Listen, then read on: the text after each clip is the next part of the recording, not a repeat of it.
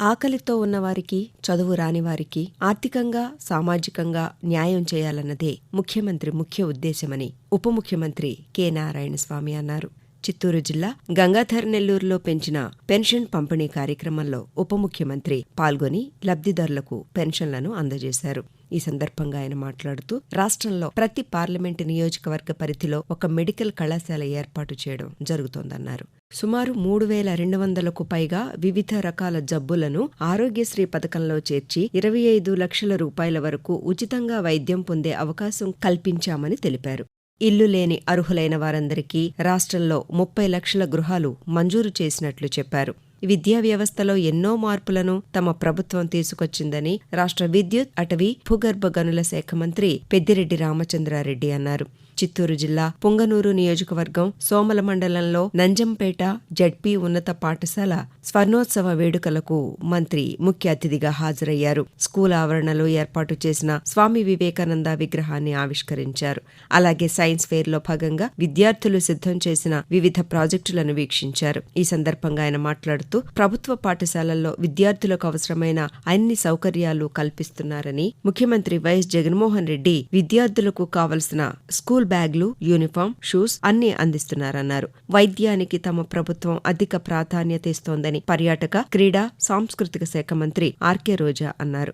చిత్తూరు జిల్లా వడమాలపేట మండలంలో శ్రీ వెంకటేశ్వర వైద్య విజ్ఞాన సంస్థ తిరుపతి ఆధ్వర్యంలో ప్రత్యేకంగా నిర్వహించిన మహిళల కోసం ఉచిత క్యాన్సర్ వ్యాధి నిర్ధారణ వైద్య శిబిరాన్ని మంత్రి ప్రారంభించారు. అనారోగ్యంతో ఏ ఒక్క నిరుపేద ఇబ్బంది పడకూడదన్న ఉద్దేశంతోనే వైద్యానికి తమ ప్రభుత్వం అధిక ప్రాధాన్యతనిస్తోందని మంత్రి తెలిపారు. ప్రైవేటు ఆసుపత్రులకు ధీటుగా ప్రభుత్వ ఆసుపత్రుల నిర్వహణ ఉందన్నారు. రాష్ట్రంలో పెండింగ్లో ఉన్న తాగు, సాగునీటి ప్రాజెక్టులను పూర్తి చేస్తూ ఆంధ్రప్రదేశ్ను సస్యశ్యామలం చేస్తున్నామని రాష్ట్ర పర్యాటక, క్రీడా, సాంస్కృతిక శాఖ మంత్రి ఆర్కే రోజా అన్నారు. చిత్తూరు జిల్లా నగరి రూరల్ మండలం గుండ్రాజ్ కుప్పం గ్రామంలో కేంద్ర ప్రభుత్వ జలజీవన్ పథకం కింద 6 లక్షల రూపాయలతో నూతనంగా నిర్మించిన వాటర్ ప్లాంట్ను ప్రారంభించారు. ఈ సందర్భంగా మంత్రి మాట్లాడుతూ ఒకప్పుడు నీటి కోసం మారుమూల ప్రాంతాల్లో ఉన్న ప్రజలు ఎన్నో ఇబ్బందులు పడేవారని, అలాంటిది తమ ప్రభుత్వం అధికారంలోకి వచ్చిన తర్వాత స్వచ్ఛమైన నీటిని ప్రజలందరికీ అందిస్తున్నామని చెప్పారు. కేంద్ర, రాష్ట్ర ప్రభుత్వాల నిధులతో గ్రామీణ ప్రాంతాల్లో వాటర్ ప్లాంట్లను ఏర్పాటు చేస్తున్నట్లు చెప్పారు. భారతదేశంలో ఏ రాష్ట్రంలో అమలు చేయని ఎన్నో సంక్షేమ పథకాలను అమలు చేస్తున్న ఘనత ముఖ్యమంత్రి వైఎస్ జగన్మోహన్ రెడ్డికే చెందుతుందన్నారు చిత్తూరు ఎంపీ ఎన్ రెడ్డెప్ప. చిత్తూరు జిల్లా ప్రజాపరిషత్ కార్యాలయంలో డాక్టర్ వైఎస్ఆర్ సభావేదికలో ఉమ్మడి చిత్తూరు జిల్లా ప్రజాపరిషత్ సాధారణ సర్వసభ్య సమావేశం జెడ్పీ చైర్మన్ గోవిందప్ప శ్రీనివాసులు అధ్యక్షతన ప్రారంభమైంది. ఈ సమావేశంలో చిత్తూరు పార్లమెంట్ సభ్యులు ఎన్ రెడ్డప్ప పాల్గొని మాట్లాడుతూ ఎన్నికల పాదయాత్రలో 2 పేజీల ఎన్నికల మేనిఫెస్టోలో ఇచ్చిన హామీలను నెరవేర్చిన ఏకైక ముఖ్యమంత్రి జగన్మోహన్ రెడ్డి మాత్రమేనన్నారు. నవరత్నాలతో పాటు విద్యారంగంలో సమూల సంస్కరణలు చేశామన్నారు. ఓటు హక్కు మన జన్మ హక్కు అన్నారు చిత్తూరు జిల్లా కలెక్టర్ ఎస్. షణ్మోహన్. 14వ జాతీయ ఓటర్ల దినోత్సవం సందర్భంగా చిత్తూరులోని గాంధీ సర్కిల్లో ఓటర్ల అవగాహన ర్యాలీ, మానవహారం నిర్వహించారు.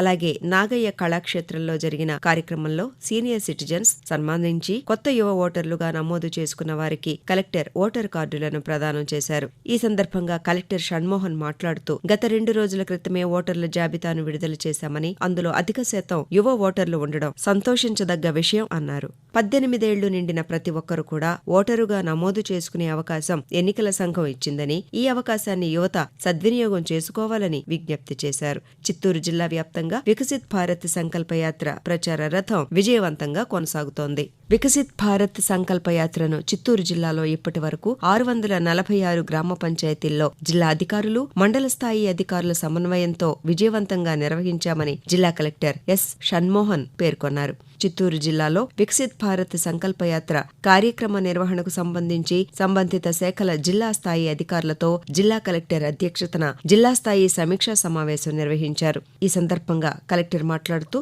జిల్లాలో 2023 నవంబర్ 25న ఈ కార్యక్రమాన్ని జిల్లా కేంద్రం నుంచి ప్రారంభించడం జరిగిందని, ఇప్పటి వరకు 646 గ్రామ పంచాయతీలలో ఈ కార్యక్రమాన్ని నిర్వహించి సంక్షేమ పథకాలపై ప్రజలకు అవగాహన కల్పించడం జరిగిందని, ఇంకా మిగిలిన 51 గ్రామ పంచాయతీల్లో ఈ నెల 30 లోపు సంకల్పయాత్రను పూర్తి చేస్తామని జిల్లా కలెక్టర్ తెలిపారు.